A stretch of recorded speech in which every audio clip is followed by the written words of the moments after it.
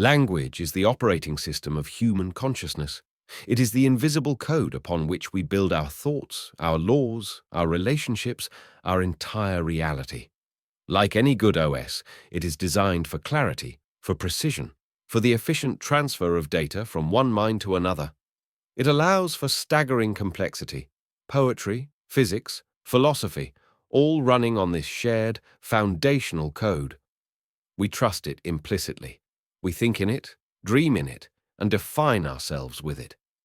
But what happens when a virus infects the operating system? Not a virus that corrupts files or crashes the system, but something far more insidious. A virus that corrupts meaning itself. A strain of malware that rewrites the code not to make it fail, but to make it lie, while preserving the appearance of functionality. It's a language designed to look like communication, but engineered for misdirection. It makes the unpleasant seem acceptable, the unethical seem righteous, the simple seem profound, and the complex seem incomprehensible. It is a weaponized vocabulary, a form of linguistic camouflage. The pathologist who first dissected and classified this cognitive virus was the writer William Lutz. He gave it a name that has since entered our lexicon: doublespeak. Today in the lab, we are not just defining a term, we are analyzing a pathogen. We will place this language virus under the microscope and examine its 4 primary strains. We will see how it operates in corporate boardrooms, in political arenas, in hospitals, and on your grocery store shelves. This is the story of how the most powerful tool of human connection, language, is systematically hijacked to become the most effective tool of control and deception. And by the end, you will realize you are infected with it, because we all are. The greatest deceptions are not those we are told, but those we are taught to tell ourselves. Section 1. The euphemism, anesthesia for reality. The first and most common strain of the language virus is the euphemism. Its function is simple: to act as a verbal anesthetic. It is a linguistic morphine drip, designed to numb the sharp edges of a painful or unpleasant reality.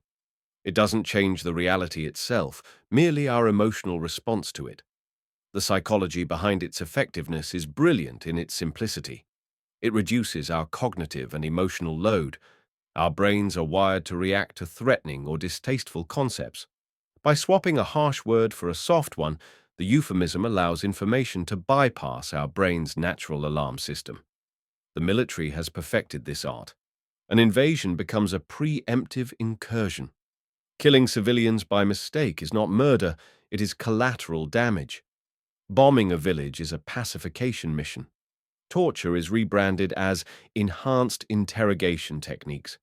Each phrase is a carefully constructed layer of linguistic padding designed to distance the actor from the act and the public from the horrifying truth. The corporation, too, is a master of this strain. When a company is failing and needs to fire thousands of people, they don't say, "We're firing people." They announce a corporate restructuring or a right-sizing initiative. You weren't fired. Your position was rendered redundant, or you were transitioned out of the company. Your poverty is not poverty. It is a negative cash flow position. The language creates a sterile, bloodless reality where human consequence is erased. Perhaps no one diagnosed this specific strain of the virus better than the comedian and social critic George Carlin. He famously dissected the evolution of language used to describe soldiers suffering from the trauma of war. In World War I, the condition was called shell shock, a simple, powerful, visceral term. It conveyed the horror directly. 2 words, 8 letters. By World War II, it had become battle fatigue, a little softer, a little more distant.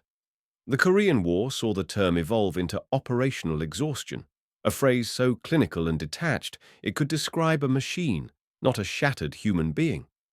Today, we know it as post-traumatic stress disorder, PTSD, a sterile, 4-letter acronym. As Carlin pointed out, the more syllables we add, the further we push the reality away. The condition hasn't changed, the suffering hasn't changed, but the language we use to anesthetize ourselves from it has. Euphemism is the art of building a beautiful coffin for an ugly truth. Section 2. Jargon and gobbledygook, the barricades of knowledge. The next two strains of the virus work together. They are jargon and its more extreme mutation, gobbledygook. Their primary function is not to soften, but to exclude. They are designed to build linguistic barricades, to create an in-group of those who understand the code and an out-group of everyone else. Jargon, in its mildest form, is the specialized language of a profession. Doctors, lawyers, and scientists need specific terms for precision. But when used outside of that context, it becomes a tool of intimidation and intellectual gatekeeping. It creates an illusion of expertise. Corporate culture is a petri dish for this. Let's circle back and leverage our synergies to actionize these deliverables. This translates to, let's talk later about how we can work together to do these things.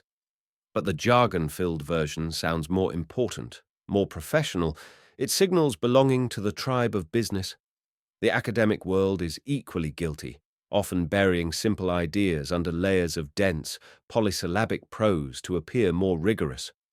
But when jargon metastasizes, it becomes gobbledygook, or, as it's often called, bureaucratese. This is language so overly complex, so convoluted, so filled with unnecessary clauses and passive voice that it becomes functionally meaningless. Its purpose is to overwhelm and confuse the reader into submission. The most common place you will find this is in documents designed to take your rights away. The end-user license agreement for a piece of software, your credit card terms and conditions, the privacy policy of a social media app. Consider this hypothetical but realistic clause from a terms of service agreement. Notwithstanding any other provision of this agreement, the user hereby irrevocably agrees to indemnify and hold harmless the corporation, its affiliates, officers, and successors against any and all claims, liabilities, damages, or expenses, whether direct, indirect, consequential, or incidental, arising out of or in any way connected with the user's utilization, non-utilization, or purported utilization of the service, irrespective of any finding of fault or negligence on the part of the corporation. This is 79 words of pure gobbledygook. Here is the translation. If anything goes wrong, for any reason, even if it's our fault, you agree that you can't sue us and you'll pay for our legal bills. By burying the truth under a mountain of legalistic complexity, the system ensures you will click "I agree" without ever understanding what you have agreed to. It is a cognitive denial of service attack. Gobbledygook is not designed to be understood.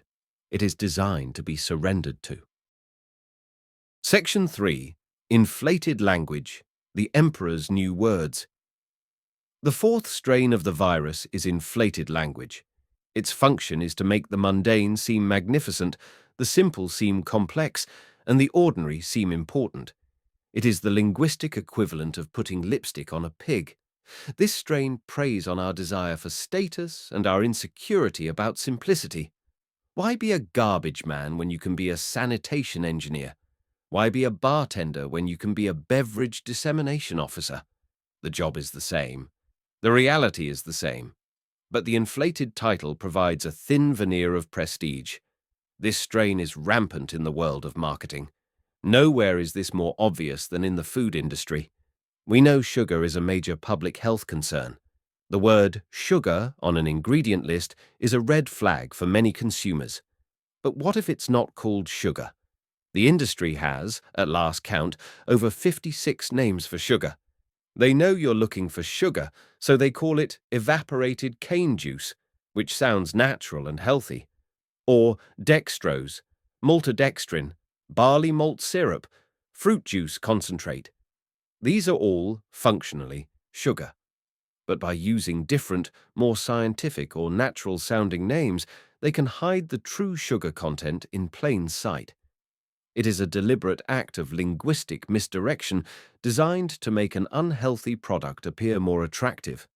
This rebranding of reality extends everywhere. A recession is not a recession, it is a period of accelerated negative growth. A lie is not a lie, it is an alternative fact or a different version of the truth. The language is inflated to give an air of technical precision to something that is simple and often negative. It is an attempt to use impressive-sounding words to distract from an unimpressive reality, like an emperor wearing magnificent, invisible clothes. Inflated language is the belief that a fancier name can change a fundamental truth. It can't. Section 4. The Orwellian Core and the Visual Lie. The concept of doublespeak finds its philosophical core in George Orwell's dystopian masterpiece, 1984. In the novel, the ruling party controls reality by controlling language. Their official language, newspeak, is designed to narrow the range of thought. The ultimate expression of this is doublethink. To know and not to know, to be conscious of complete truthfulness while telling carefully constructed lies, to hold two contradictory beliefs in one's mind simultaneously and accept both of them. The party's three slogans are the pinnacle of this concept. War is peace. Freedom is slavery. Ignorance is strength. This is not just a lie. It is an assault on the very concept of objective reality. While our world is not Orwell's Oceania, the principles of doublespeak are actively used as political strategy. The political consultant Frank Lutz is a modern master of this. He famously advised politicians to reframe the estate tax, which sounds like a tax on the wealthy, as the death tax. Death is a far more emotional and universal word, and it successfully turned public opinion against a policy by simply changing its name. He advocated for replacing the alarming phrase global warming with the more neutral-sounding climate change. It's not about the issues themselves, but as he says, the language around the issues. It is the art of finding the words that will best sell a reality. This corruption of meaning is not limited to words, it can be purely visual. This is graphical doublespeak. In his book, Lutz's namesake provides a classic example of a misleading chart used by politicians to sell a tax cut. The chart shows two lines, but has no numbers on the y-axis. By carefully selecting the scale, a tiny, insignificant difference can be visually exaggerated to look like a massive, dramatic change. This exact technique has been used with devastating effect by the pharmaceutical industry. Consider the marketing for the cholesterol drug Lipitor. An ad campaign claimed it reduced the risk of heart attack by a staggering 36%. This claim helped propel the drug to over $100 billion in revenue. But where did that number come from? When you look at the actual data from the Cornerstone study, you find that in the placebo group, 3 out of 100 people had a heart attack. In the Lipitor group, 2 out of 100 people did. The actual, absolute difference in risk is 1%. Just one person in 100 was helped. So how do you get 36%? You perform statistical sleight of hand. You look at that tiny 1% difference, and you compare it only to the 3% of people who had an event in the placebo group. 1 is about 33 to 36% of 3. This is called relative risk reduction. It is a mathematically correct statement that is designed to be profoundly misleading. It is a number engineered to create a false impression of a wonder drug, a perfect example of a visual and statistical lie. The most effective lies are not falsehoods. They are carefully selected, misleading truths. We have dissected the language virus. We have seen its 4 primary strains, the euphemism that numbs, the jargon that excludes, the gobbledygook that confuses, and the inflated language that glorifies. We've seen how it can be used to sell a product, to justify a war, or to rewrite reality itself. It is the operating system for deception. So, what is the antidote? How do we build an antivirus for our own minds? The antidote is a conscious and militant pursuit of clarity. It is an active process, not a passive one. First, demand specificity. When you hear a vague or euphemistic phrase, ask the simple question, what, specifically, do you mean by that? Force the language out of the shadows and into the light. Second, translate to simple language. When you encounter jargon or gobbledygook, make a conscious effort to mentally translate it back into simple, direct terms. If you can't, it's a red flag that the language is likely designed to conceal, not to communicate. Third, question the motive. Always ask, who benefits from this language? Who benefits from me being confused or numbed or impressed? Language is never neutral. It always serves a purpose. Your job is to identify that purpose. Ultimately, the fight against doublespeak is a fight for the integrity of our own thought processes. To defend plain language is to defend clear thinking. When we allow our language to become muddy, evasive, and dishonest, our thinking follows suit. We begin to accept contradictions. We lose the ability to distinguish between a marketing claim and a scientific fact, between a political promise and a verifiable reality. We become susceptible to the virus. Protecting our language is not a matter of grammatical pedantry. It is an act of cognitive self-defense.